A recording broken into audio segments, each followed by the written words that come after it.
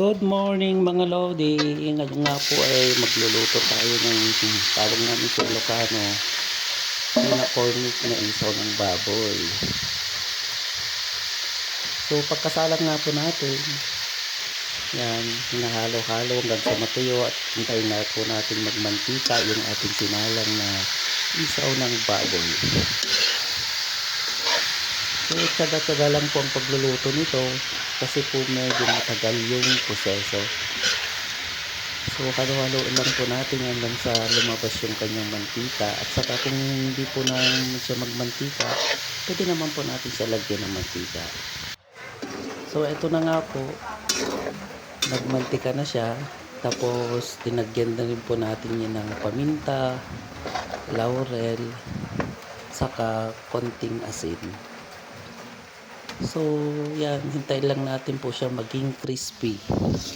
So tuloy-tuloy lang po yung ating paghalo-halo para maging pantay po yung pagkaluto at hindi maging mapait po yung iba.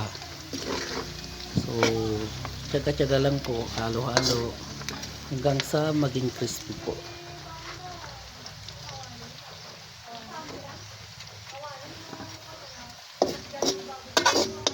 So ayan, mabango na siya mga lods. Nangangamoy na yung kanyang paminta at laurel. So ayan, malapit na tayo sa katotohanan. At eto nga po yung kinalabasan. Medyo crispy na siya. So konting tiyaga na lang.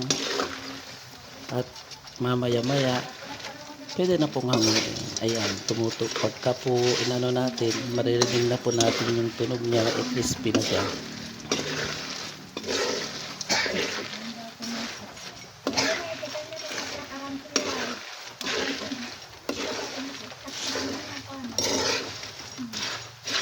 So sige, halo-halo lang po natin para maging pantay. At ito na nga po yung kinalabasan ng ating crispy cornic. Wow, yummy. Salamat po.